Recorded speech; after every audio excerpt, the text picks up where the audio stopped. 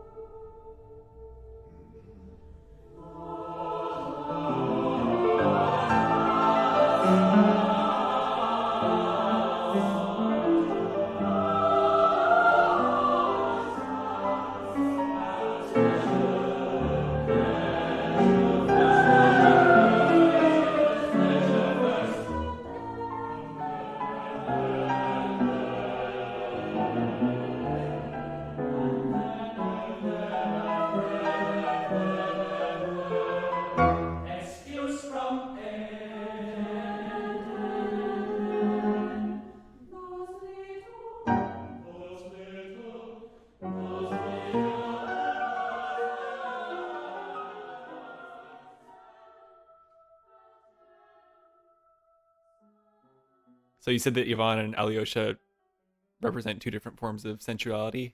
Yeah, so they are two of the three brothers, born of the father, who is just the most degenerate piece of shit ever. a ridiculous man who revels in being base, being a low creature. He'll have prostitutes come over to his house and have drunken orgies on a regular basis, and that kind of fun stuff, enjoying the carnal aspects of his life, and then just enjoying being crotchety and everything that represents sensuality, which maybe we should throw in a dictionary definition, because that's such a central part of this discussion. What is sensuality? It is the enjoyment, expression, or pursuit of physical, especially sexual, pleasure. Yeah, and I think it's different from purely sexual, right? It's also just senses in general, but kind of with an emphasis on the sexual stuff. Yeah, exactly. Now, what Dostoevsky does in this novel is he sort of extends that definition, and with these three brothers, each one represents a different form of sensuality. The first brother, Dmitri, represents kind of the more basic level of sexual and emotional desire. He's very bound by his impulses of chivalry and grandeur and self-gratification. Ivan, the middle brother, represents an intellectual sensualism. What do you think that would mean? He just seems like he takes a lot of pleasure in like having intellectual conversations and talking about eternal questions, and he just kind of he likes the whole process of that as a thing. I think you're spot on, and I think even more so that he likes those things even as he knows that he doesn't believe the things that he's arguing. He's just arguing for the sake of arguing. Yeah, doesn't he also say that he knows he can't actually understand that much? He knows that he can basically he can only understand so much as a human. Yeah. And yet he still likes talking about the questions. Yeah, exactly. Yeah, he says that questions about God are inappropriate for humans, as we evolved in a three-dimensional form of existence, and that God, in his understanding of what that word means, is an expression of the infinite. And so he says that, sure, why not? I can't know God, so he maybe he does exist. Yeah, kind of agnostic. Mm-hmm. Yeah, I like how they start off by by talking about how like green youth like to discuss these questions more, and like here we are, two green youth discussing these questions. Yeah, yeah, exactly. Yeah, and that he says that it's his youthful exuberance that is his sensualism, his joy of life, and that when he turns 30, then he'll set the cup aside, that is, stop indulging in sensualism. Okay, yeah, I wasn't sure quite what he meant by the cup, if it was just alcohol or also like, but so it's also the idea of thinking about these questions. I think so. I think that with Dostoevsky, you have to see the deeper metaphor in what he's saying as well. Yeah.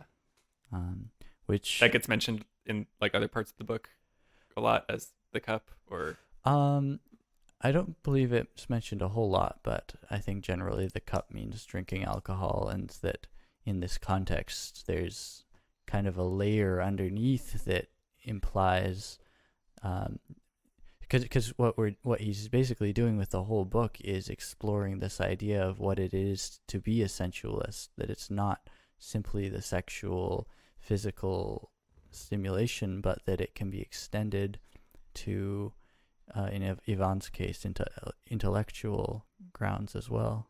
Mm-hmm. So what did you think he was talking about when he later says that perhaps when he's 30 he'll dash the cup to the ground? Well, he mentioned that his father was trying to not put the cup down, and he was like 70 or 80, right? Yeah. And maybe he kind of saw what that did to his dad and was nervous about the same thing happening to him. Possibly. Yeah, I think that there's absolutely that layer. But again, Dostoevsky's writing, there's so many different layers to it.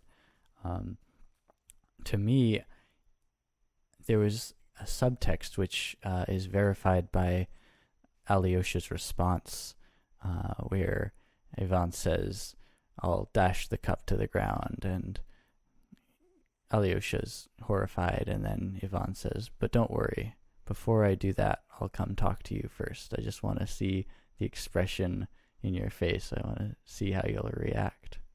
Yeah. So what do you think that's talking about? I mean, they seem to have this kind of friendly antagonistic relationship where they, or at least Ivan is he's very aware that they're on different sides of a lot of these questions, and he just likes to, I don't know, poke and prod Alyosha, and because Alyosha seems very like sincere and heartfelt, and like he really believes in God and believes all these things, and I feel like Ivan is just trying to get him to, I don't know, if not lighten up a bit, but get him to question his own views a little bit. Mm-hmm. Yeah, definitely. To me, the dashing the cup to the ground also represented suicide. I think that was the implication beyond that. Interesting. Which ties into this concept where basically, so in this section, the two brothers are sitting in a pub and they're discussing God and if there is a God and other ramifications about God.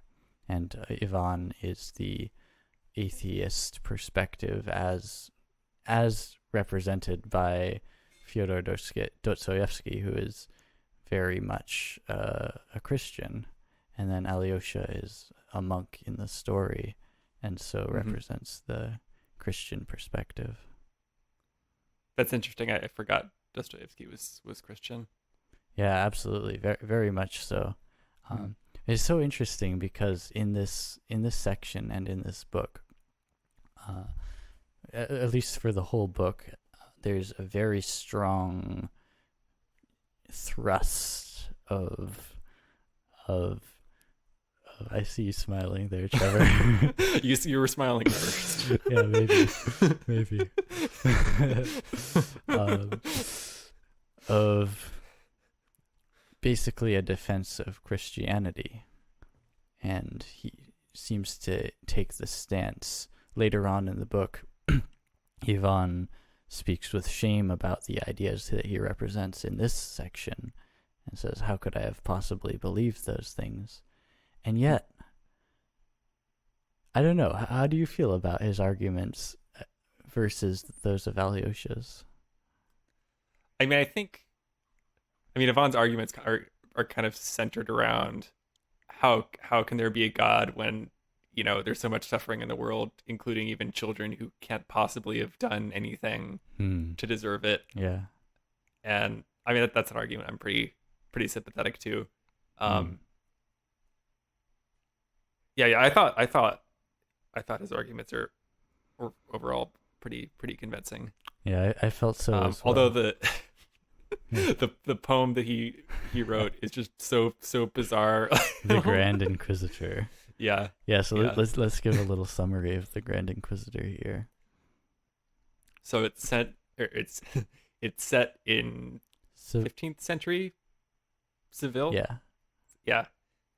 And it's a story about Christ coming back and performing miracles and getting imprisoned by the Inquisitor, or an Inquisitor who's like 90 or something. Yeah, like the Pope. And the Inquisitor is the Pope? Is that the same? Yeah, I think it's basically the same. Okay.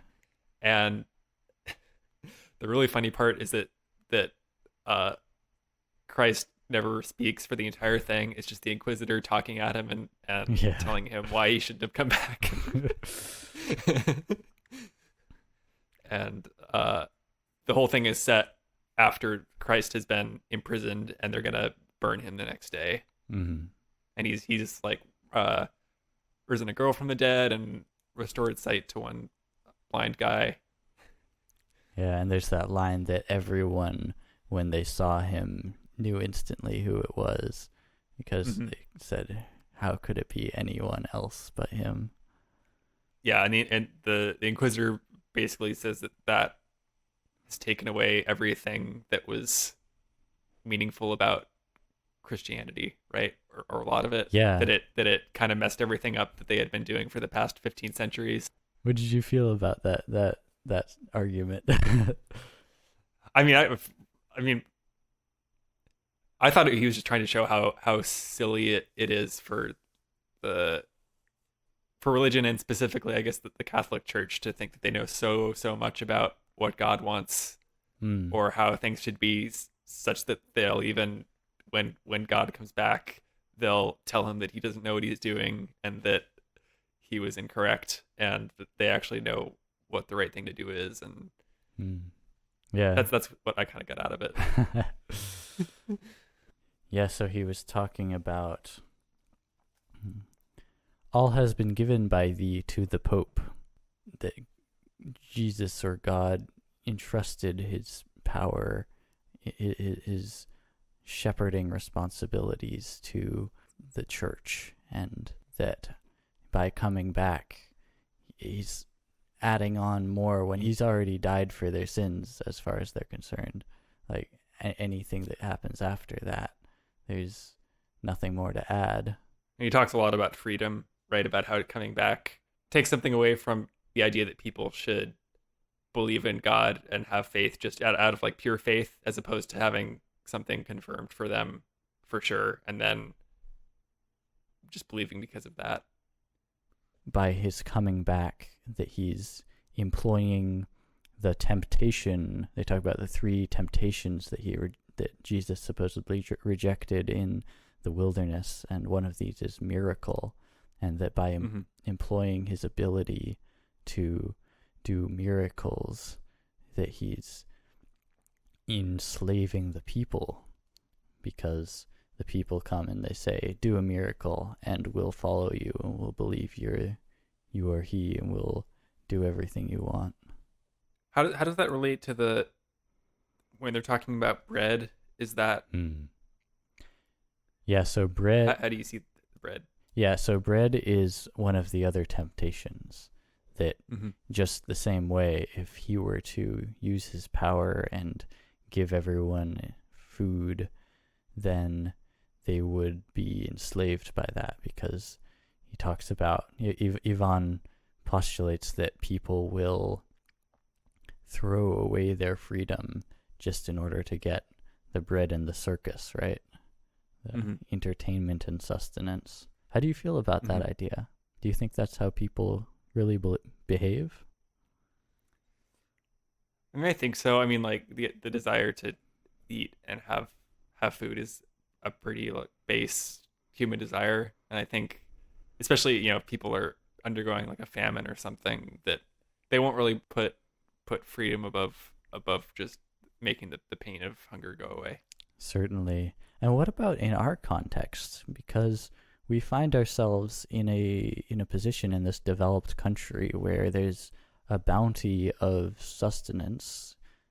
You can get food and very very cheap food, and there's a bounty of entertainment as well. Consider Netflix. How does that? Because don't you feel that when you have easy, direct access to those things, that your motivation to do anything just plummets? Oh, totally. Yeah, I mean, even if you're not being fulfilled in the more important ways that aren't just entertainment and food, that those can kind of just take over and give your brain the illusion that everything is okay and you don't need to put that much effort into anything. And that's why you have backlashes against it with movements like the dopamine detoxes. Yeah, because it's very easy for like the higher thinking cerebral cortex part of your brain to be a slave to the reptilian part of your brain that just wants food and sex and warmth and whatever. Yeah. Wow. So maybe Ivan's got a point here. Yeah. So when he says freedom and bread enough for all is inconceivable. Yeah, he's saying that you kind of have to pick either one or the other, and that's kind of the human condition, is that you're going to want the things that you can't have, and that your desires will always be unfulfilled. And included in that is a desire for freedom, which once you get it, you don't want it anymore because it forces you to not have other like creature comfort things that you really need. Yeah, that was another fascinating idea here, that freedom is a burden. It's a big theme of Ivan's thrust here. Yeah. And so that was part of the Grand Inquisitor's thrust as well, that the church has been given this burden of guarding the knowledge of good and evil, and that is a burden that should be reduced to as few people as possible, just the 100,000 or so minority who guard this secret in order to keep the rest of humanity safe and free from the burden of freedom. What do you think about that? I think it's bullshit. I probably agree. Why? Well, I mean, now that I'm thinking about it, I mean, it reminds me of kind of the reason the founding fathers had in the beginning for not making the U.S. a direct democracy is that the people are stupid, and that if you give them the freedom to actually do what they, everyone the freedom to do what they want to do, on that scale, it might not work out. Okay, interesting. Because people in general are kind of stupid. Yeah. Or short-sighted at least. Yeah, certainly. Yeah, so the idea is that freedom and civility are sort of on opposite ends of the spectrum. Yeah, I mean, he talks in another part about all the awful things that people will do, like abusing children and needlessly, like committing needlessly horrific war crimes and that kind of thing. And that's some part of that is present in all of us, and it's part of being human that we have those kind of dark desires, Mm-hmm. and that freedom has to take those along for the ride. Yeah. But don't you think that if we have those dark desires and stuff, that we'll still do them anyway, regardless if we think we have the agency or if we think we're in someone else's control? Yeah, I mean, yeah, I guess it does get kind of academic free will debate. Like if because the outcome is the same. Obviously, humans they're gonna act on those dark impulses. Uh, either if they think they're in control or if someone else is in control. Yeah, even the Grand Inquisitor says that the people who we are shepherding are going to sin, and we will allow them to sin, and they'll love us for it because we'll take their sin unto ourselves. We're saying we'll take the burden of all of the bad things that people do out of kindness and love for them. Yeah, big Sky Daddy will take all your sins. Yeah. He'll take care of everything. Yeah, don't worry about a thing, sugar.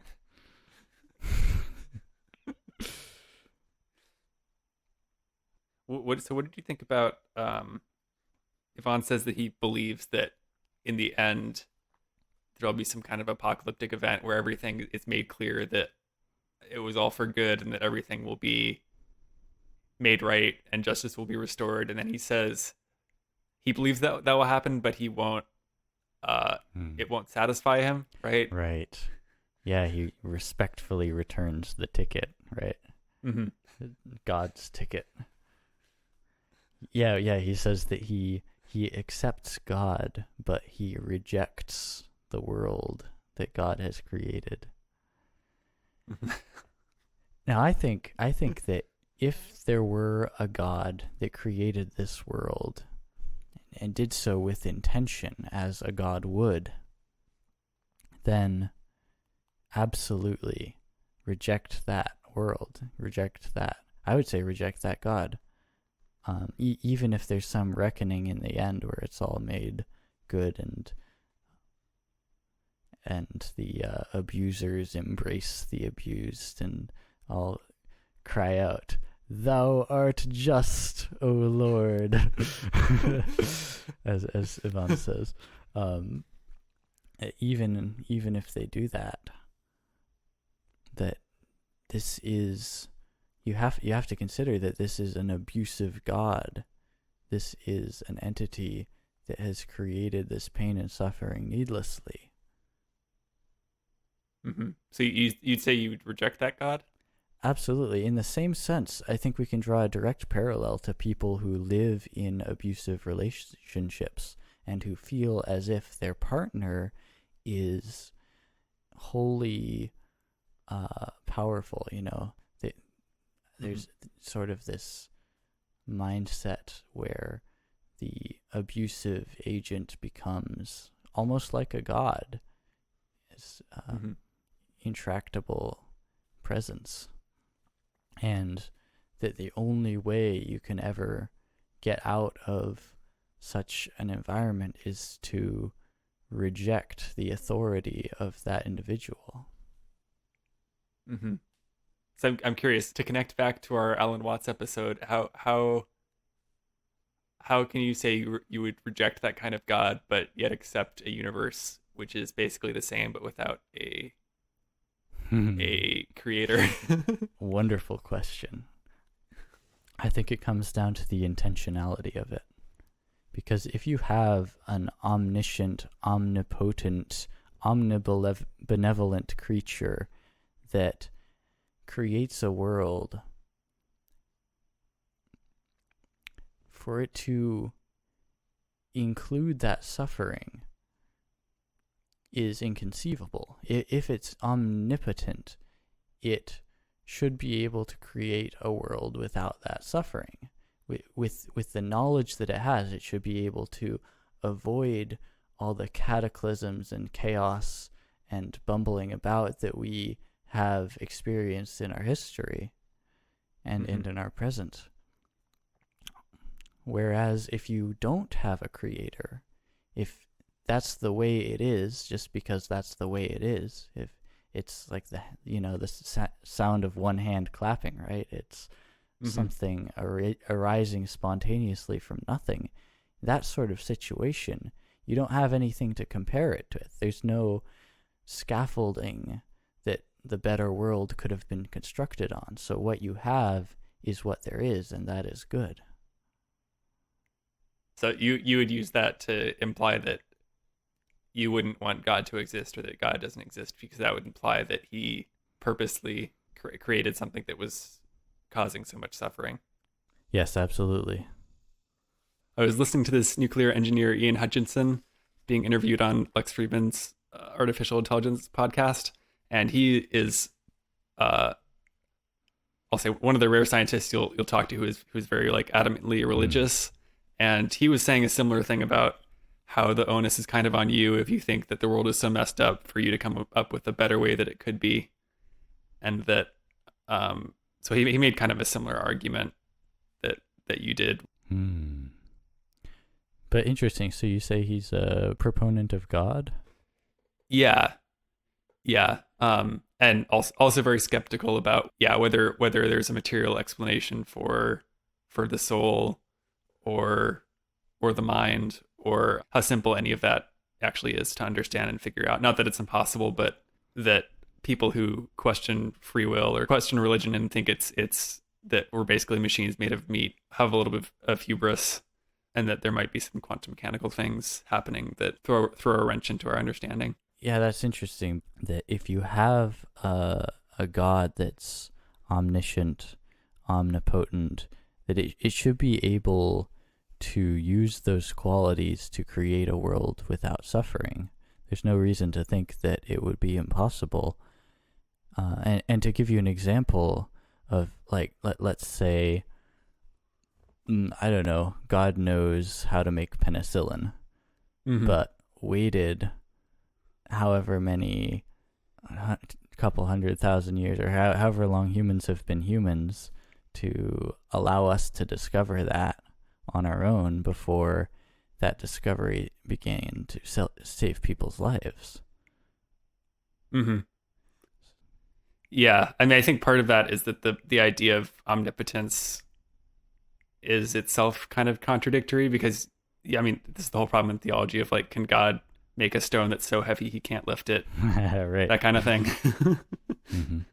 And so I guess I am perhaps with Ivan and his inquisitor too in their secret. You know the secret? What's the secret? That the inquisitor does not believe in God. He's protecting the people from that horrible revelation. If as few people as possible can know this knowledge of good and evil, that there is no God, then as few as people as possible will suffer. Wow. So where do you get that? I mean, it's like a crazy insight. Well, he as much as says that, actually, in the I have the advantage of having read through this passage a number of times. Yeah. Yeah, so Ivan says through his inquisitor that to have this knowledge is a burden, and that to be happy is to be free from that knowledge. If you're free from the knowledge and you believe there's a God and that your soul has been saved, then you're happy. You don't have the extreme burden of life, of onus of your own actions, right? Your actions don't have the same impact, the same dire result as if you were truly alive and an agent responsible for your own actions. So you said the Inquisitors figured out that God doesn't exist, and is now berating this person who who claims to be or seems to be the reincarnation of Christ, about how it's all contradictory. Yeah, that's actually a good point. There's a bit of a contradiction within Dostoevsky's story here, or at least within the conversation of his two characters, because at first you have this story put by Ivan where it seems as though the Inquisitor does recognize this person as being Jesus come back. Mm-hmm. Although Alyosha raises the question, is it just mistaken identity? Is he thinking this is an imposter? And Ivan says, could be not. What does it matter? Mm-hmm. And then later in the conversation, Alyosha bursts out that your Inquisitor does not believe in God. That is his great secret, and you with him. Oh, right. So yeah, there's a bit of a contradiction there, because perhaps the Inquisitor does believe that this is Jesus, but that his presence is no longer required, which seems to be the main point of the parable or the poem. Mm-hmm. And then there's the other side where he does not believe in God. I guess I'm thinking that there's more like a maybe what Ivan's trying to point out is that there's some kind of like contradiction within Christianity itself. Interesting. And maybe we won't get into that point because yeah. Because why? Well, there's plenty of great material out there tearing apart the logical inconsistencies within Christianity, and there's plenty of material of Christians saying I don't care because I believe, and that argument is going back and forth for a long time in all the corners of the internet. Sure. So if you guys want to hear that kind of stuff, check out The Atheist Experience. It's a radio show, and they have stuff on YouTube where there's a couple of atheists, and they have theists call them and basically pit it out. Yeah, sounds about right. But I'm happy to let that question be, and we'll just talk from our own perspectives of the world and allow other people to have their own perspectives as well. Mm-hmm. Well, yeah, because I'm just thinking about he talks about like the three temptations that Jesus was presented with in the wilderness, and basically how if he'd given in to each one, how much better things would have been, right? Isn't that kind of what the Inquisitor? Well, he didn't say it would be better, but he kind of points out that like if he had given people bread, that would have led to them not having freedom, right? Mm-hmm.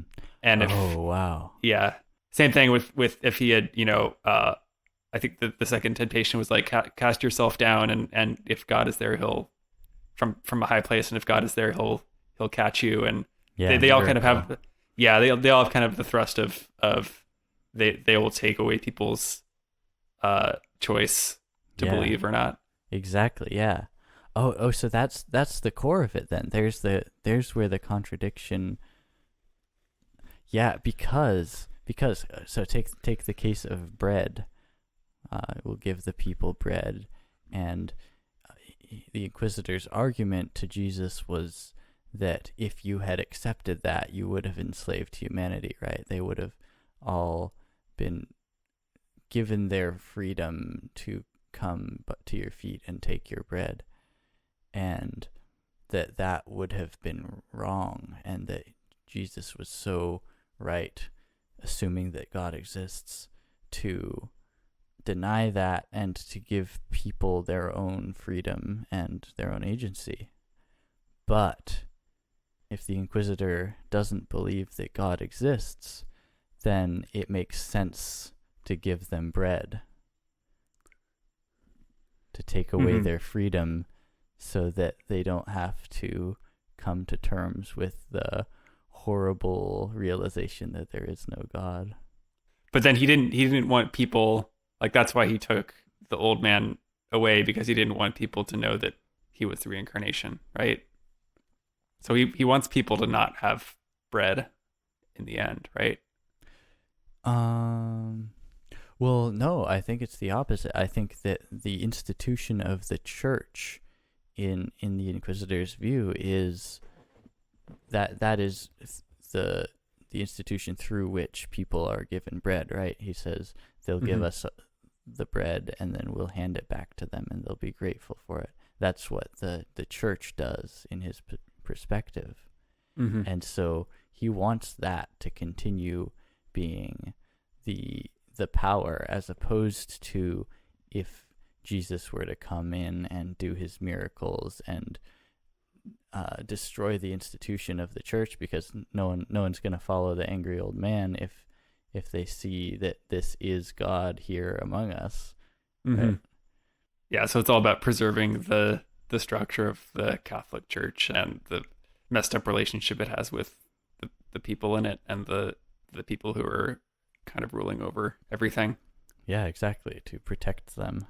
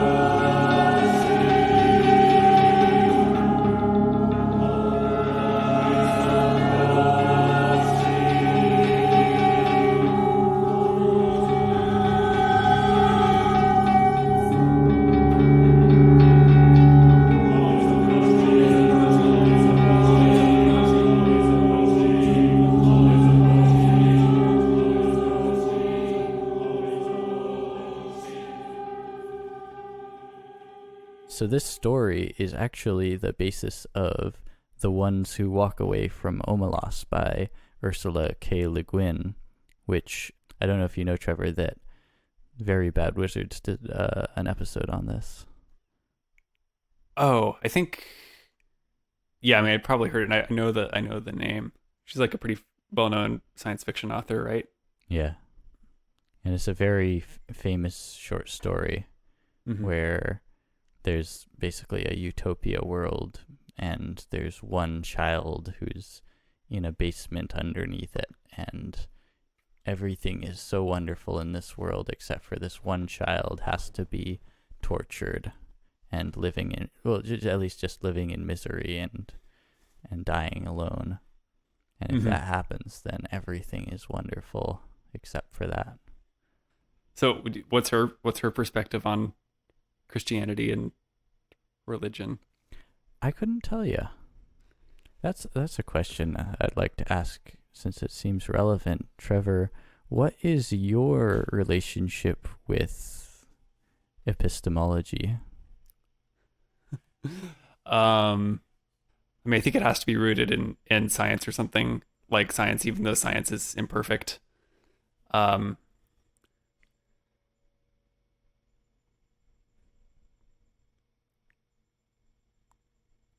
But I mean, I no matter what, it's hard to imagine that people living in societies 2,000 years ago knew really anything about metaphysically what's going on or how the world works or any. Oh, you any, think so?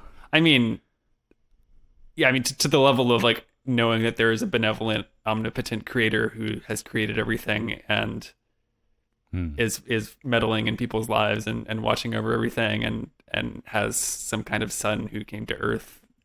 Sure. Like that anyone back then could have known all of that somehow. I mean, sure. So the basis of knowledge for those suppositions are maybe not sound, but I would say as well that there are people who very clearly demonstrate an insightful intuitive understanding of the universe, even dating back thousands of years ago. One example, Marcus Aurelius. Mm-hmm. If you read his text, there's no doubt that he understood what it is to be alive. Oh, totally. He saw the fabric of reality.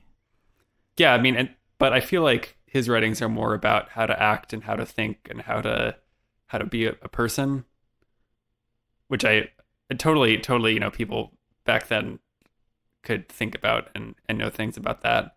I guess I'm thinking more about like metaphysics type things about how what the base of reality is and where everything originated. I think that is you can derive that from any human experience. Yeah.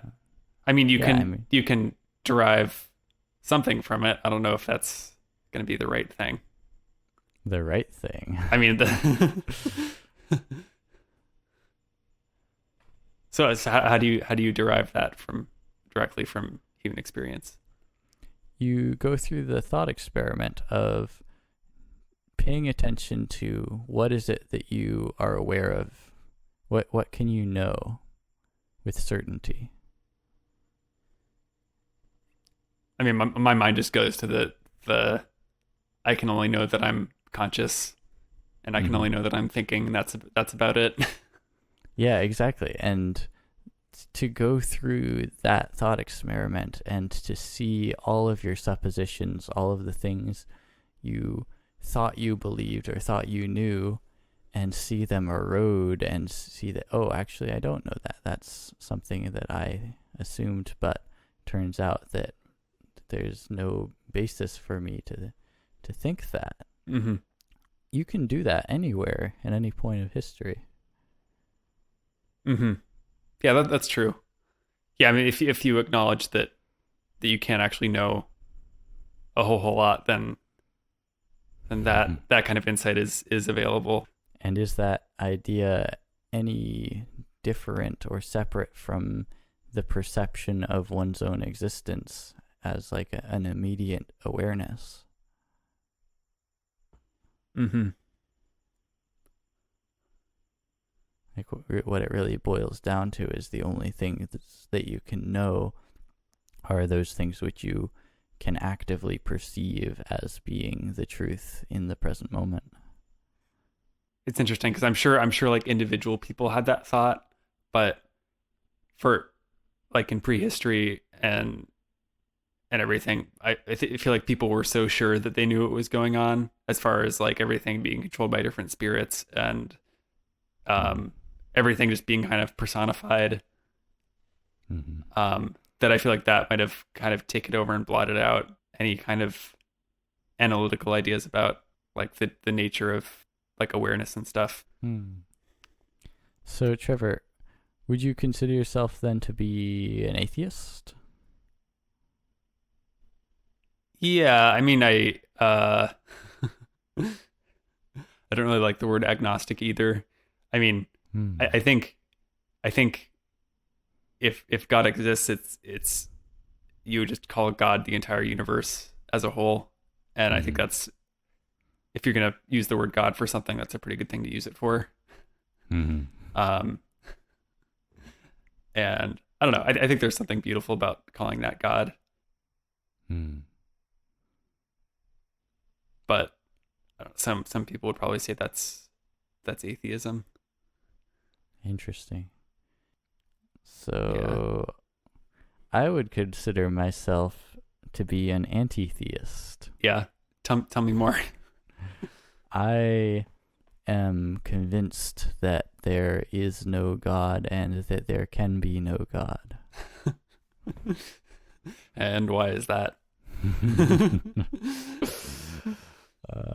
Yeah.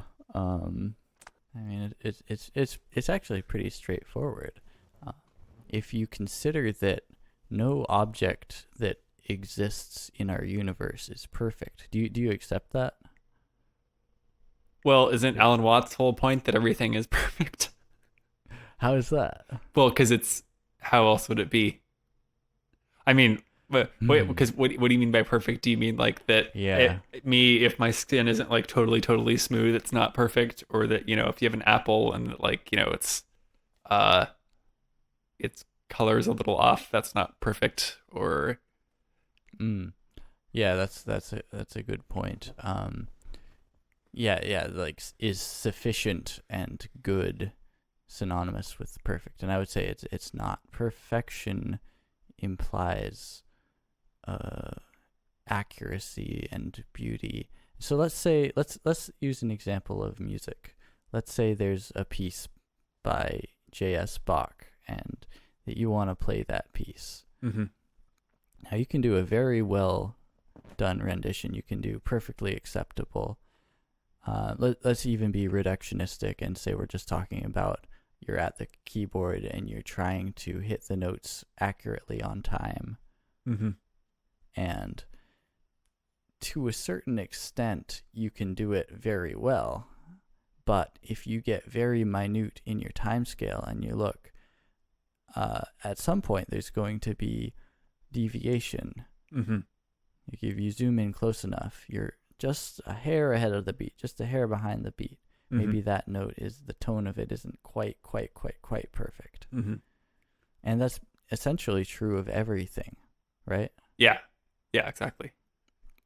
Now, if you have an entity that is all good and perfect, then you cannot have such an entity in the world that we have. Mm-hmm. I guess I don't. How does that connect to there not being a god or something that you could call a god? So we can describe this thing we call God in a whole bunch of different ways, right? We can use terms like, oh, it's omnipotent, it's omniscient, all those kind of fun words, or every way that it's ever been described poetically or artistically. Mm-hmm. But at the end of the day, if you look at any of those or any aggregate of any of those, everything that has been created to describe that entity is not that entity. Mm-hmm. Because God is, by definition, more than that. It's everything that could possibly ever be. Right. Yeah, which is why I would say that God is the whole universe taken as a whole. Mm-hmm. And that it couldn't be anything less than that. Yeah, and so there's a different way to define it. And so what leads me to the anti-theist stance is the definition where God not only would be everything that is, but everything that could be. Mm-hmm. By definition, God is that which could be, but isn't. Huh. Well, if you define it that way, then of course he doesn't exist. Yeah. Yeah.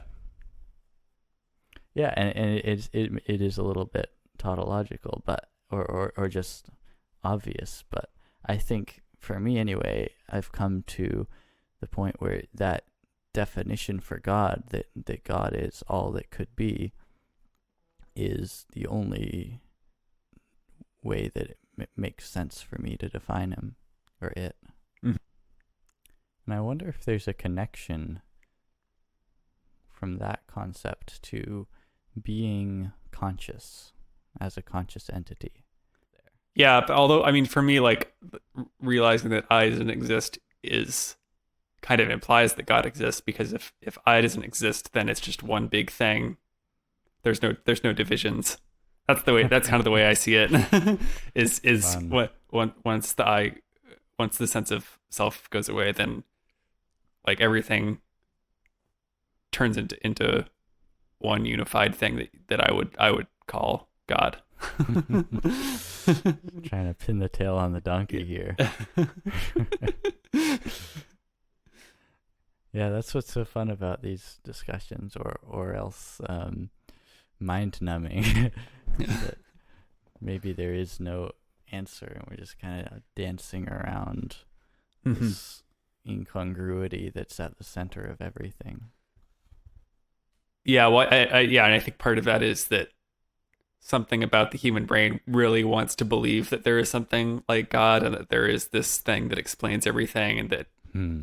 can unify everything. And we have this word for it that has all this baggage and has inspired so many writings over millennia. And in the end, it's just a word that humans have created Yeah, that like the hemming and hawing over like whether it exists or not is a wild goose chase. yeah, quite possibly. Ivan says, if there is no God, he'd have to be invented. Yeah, he says, "What's strange, what would be marvelous, is not that God should really exist. The marvel is that such an idea, the idea of the necessity of God, could enter the head of such a savage, vicious beast as man. Hmm. So holy it is, so touching, so wise, and so great a credit it does to man." Which is interesting because, like I said, I mean, across like every culture in the world, like there's something about the human brain that really wants to believe that something like God exists. Yeah. But it is kind of wild that comes out of what would otherwise just be an instinct to survive and Hmm. do whatever it takes to survive. Yeah, because again, Ivan says that we are unequipped to answer these questions. Yeah, and actually, I mean, what if the desire for a God came out of as we got more intelligent? At some point, we saw that there could be an answer to everything, like that we could actually figure out how the world works in a certain way, Hmm. and that even though we didn't know what that was, or maybe we thought we knew what it was, but our recognition of that is what we see as God. Is that there could be some kind of underlying order to everything that would unify everything, and that in itself is rooted in like the evolutionary desire to understand the world better so that you can survive more effectively. Yeah, wow. Spot on. Yeah, so we can't really encompass infinity though, right? Because we are flesh and blood, there is a finite aspect to our existence that our experience cannot be entirely infinite. Mm-hmm. But we can still think that we're going to be able to comprehend something infinite, even though it's beyond us, kind Yeah. of by definition. And what's so interesting to me though is that while maybe we can't encompass infinity, we can still approach infinity. Mm-hmm. We can have ever more gradual, ever more precise descriptions of infinity that never quite hit the mark, but they imply it. Like, for example, if you take the golden ratio or whatever, the Fibonacci series, you can say 1, 1, 2, 3, 5, 8. And that pattern implies the golden ratio, and the more numbers you add to it, the closer you get to the golden ratio. Mm-hmm. Right? The further you go, the more you're approaching infinity. Yeah, I mean, or even something as simple as just the idea of a circle. It's being like a really powerful metaphor for the infinite. Yeah. I have a quote from another one of my favorite authors, Patrick Rothfuss, in his book The Wise Man's Fear. All right. There's a character who says, "You can divide infinity an infinite number of times, and the resulting pieces will still be infinitely large. But if you divide a non-infinite number an infinite number of times, the resulting pieces are non-infinitely small. Since they are non-infinitely small, but there are an infinite number of them, if you add them back together, their sum is infinite. This implies any number is, in fact, infinite." Yeah, I mean, it's interesting. There's different kinds of infinity, and there's the infinity of I'm gonna get my math terms mixed up, but there's the infinity of whole numbers, right? Of 0, 1, 2, 3, 4 up to it goes on forever. And then there's also, you can infinitely divide the numbers between 0 and 1. Like that's also an infinity, right? One concept that really helps me understand this idea is if you have a series such as 1/2 plus half of 1/2, so a quarter, plus half of that, so an eighth, and you have that series going on infinitely, that number, as it goes up the series, is closer and closer to 1. It's approaching 1. And when you have an infinite series approaching that point that represents 1, that is what 1 is. What do you mean by that? The only way to understand what this concept 1 is it is that infinite series that is approaching. So because I feel like the way I would define 1 is, compared to 0, is just presence versus absence, right? Yeah. I don't know if you need an infinite series to convey that. I agree. But then let's say any integer. How do you define the integer? Like, what is it to be that number? And in an infinite world, the only thing that makes sense if numbers are infinite is the series that approaches that marker, or rather that the series is the marker that represents what that number is. Yeah, I guess I see what you mean, because there's an infinite spectrum, and the number 2 is just one point on the spectrum. Is that kind of what you're saying? Yeah. Like there's this infinitesimal like gradations, and any of the whole numbers are just kind of an arbitrary point along the infinite spectrum. Mm-hmm. Yeah, that's interesting. Yeah, I don't know enough about math to.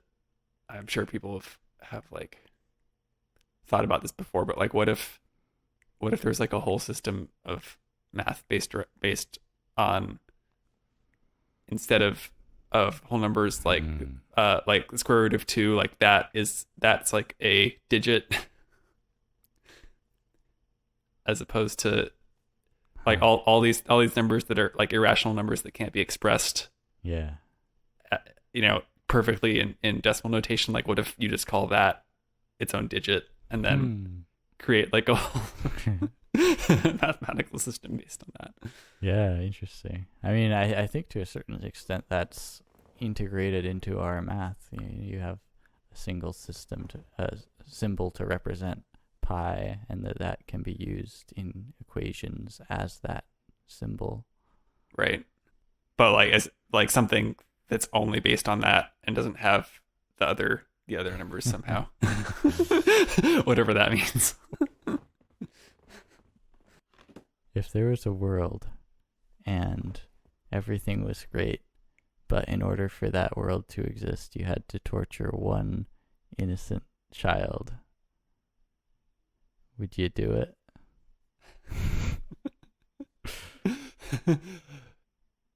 You mean like infinitely, for an infinite amount of time? Well, anything that happens at any point is gonna continue on infinitely, right? Sure. Yeah. So just this has to happen the once, but that's it still happens. Yeah, I would say no, just because. So it's interesting because I if you give me the trolley problem, right, where you have to kill one person to save 5, I say yes, kill the person. But I feel like torture is different, because torture is continuous, and the person is aware that it's happening. Whereas if you were just going to kill them, then they would die, but they wouldn't be aware, after they died. Hmm. Yeah, I wouldn't torture. I wouldn't Interesting. torture a kid. I would maybe kill a kid to save to create eternal happiness. I Hmm. mean, Yeah, that's the question. Is like, what's it compared to, right? Like, if you have this situation where you kill the kid, and then there's eternal happiness for that entire universe.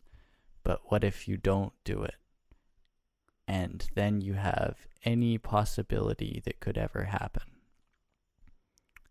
And within those possibilities is the possibility to create a world where you don't have to torture a kid. But there's also a bunch of other worlds where there's way more suffering.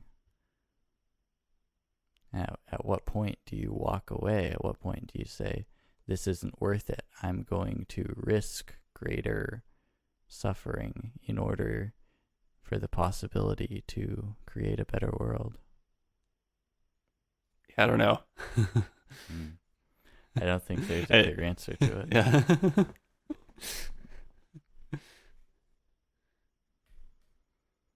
So you're saying that if you tortured or killed the kid and then could create a better world, that might be worth it? I mean, I wouldn't be in a place to judge. I don't have that's the thing, and no one would be. When you're there, Mm-hmm. you don't know what's out there. Although I think part of what distorts it is that the the torturing of the child implies that there is like a group of people intentionally inflicting pain, whereas in the actual world it's more distributed, and no one person is responsible for this system that demands that people suffer Hmm. just as the cost of entry for anything existing at all, or anyone being alive at all. Yeah, Like the yeah. the child being tortured is there's specific intent there. Mm-hmm. Yeah, exactly. Because that goes back to um, talking about God creating the world, right? And if there's the intentionality behind it, and God created that world and tortured the kid, that's a different situation entirely than if it just has to be this way because no one made it this way. Yeah, yeah. It's the only way for any of this life or experience to exist at all. Yeah. One thing I thought was interesting was we have this story put forth by Fyodor Dostoevsky, and he has sort of his own conclusion that you see that he comes to without necessarily forcing you to come, which is that God exists. Just despite all these arguments he's made. But the first time through, I was convinced, I mean, not in the literal sense, but for me, it seemed like really insightful, heartfelt views of the world that he was representing here. And I still think so.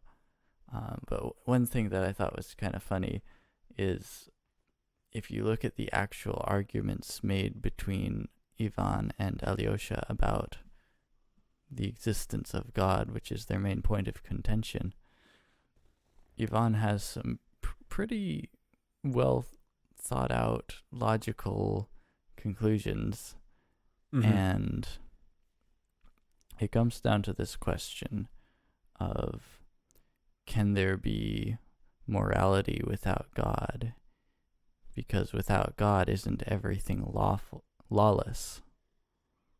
Mm-hmm. I don't know. What do you think about that? I mean, I think that's BS. Uh-huh. I agree. Because obviously, yeah. I mean,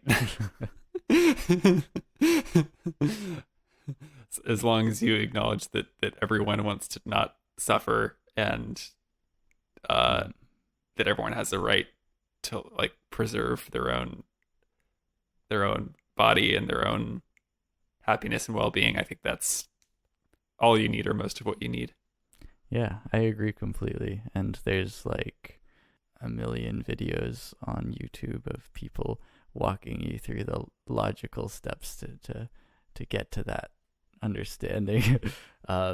And Alyosha says even, this other guy, Rakitin, he says that it's possible to have morality without God, and that maybe it's even easier, which again I agree with. And then his only argument against this point is to say, but you'd have to be an idiot to think that. Yeah, I don't know if that holds up. Ad hominem. Yeah, I'll just say, I mean, I forgot that Dostoevsky was Christian, and reading it, I totally thought that he was taking Ivan's side. Yeah. Because it's just the way it's written is just like a parody of the Catholic Church thinking that it knows way more than, that it somehow has surpassed God itself in knowledge of what's right. Yeah. And that's what's so powerful to me about this writing, is that you have this character, the author, who can see the hypocrisy and the logical incongruities. He sees the logic, and yet still it holds firm to his convictions. Mm-hmm. It's like such a mind that encompasses those opposite polarities. Mm-hmm. I don't know, I'm blown away. Yeah, I mean he has, like, it takes a lot of integrity to be able to examine something that closely and inhabit the other viewpoint so accurately and so, like, passionately, it seems like, and still hold to your beliefs. Absolutely. Journal time? Yeah, journal. All right. So I bring this up because it's related to the idea of sensualism and the character Fyodor, who is the father of the Karamazovs, who's kind of this ridiculous buffoon, and he even knows that he's the buffoon and playing the buffoon. Mm-hmm. And yeah, he's obnoxious and a lot of people hate him. But do you ever have a feeling like there's people who play the buffoon and they're kind of obnoxious, but in general people like them? Yeah. And yeah, totally. Yeah. And so I was wondering why that is, and I have a little theory here I'd like to run by you. All right. From my journal. The asshat. The pedantic brute, always willing to play the buffoon. Why is he so well liked? The world is dark and filled with questions with answers we may not wish to hear, for they lead us to change. Perhaps we are afraid to realize what we may accomplish. Perhaps we're afraid of what we might do. Our minds are powerful. There is no feat of ingenuity we can't accomplish with dedication and intent. And with this ability, we may feel we are bound by duty to use our power and face the unknown.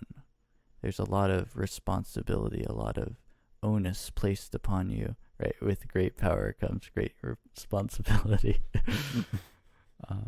But when the fool shows up and acts like an asshat, it lowers our expectations of ourselves.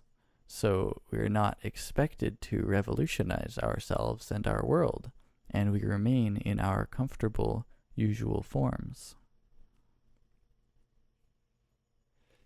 Yeah, I agree with that. I think it's also just that people, when they see someone like that who is able to laugh at themselves so easily, they wish they could be that forgiving with themselves. At least for me. Interesting. I feel like that's part of it. Like someone who's so easily able to laugh at themselves and just say, "Oh yeah, like I messed up. That was stupid. That was dumb." but I'm like, it happens so often. I'm so used to it that I've turned it into this like positive part of my Oh, that's interesting. personality. Yeah. That release from rigidity. So you think a lot of people feel confined in their own identities, that they can't express themselves, or they're afraid to show themselves messing up? Yeah, something like that. Or I mean, at least I know for me, like I'm just like extra hard on myself, and it helps to see someone who like on paper seems to be messing up a lot more than I am, but is in general just a happier person, and like doesn't let it phase them as much. Ah, that's really, really beautiful. Well, cool. Thanks for joining us tonight. Yeah. This morning, whenever you're listening. This podcast is making you happier as you go throughout your day. Consider helping us out. There are a couple really simple things you can do. Subscribe, give us a great review on any of the platforms, tell your friends about us, share our podcasts on social media. Yeah. Love y'all. Yeah.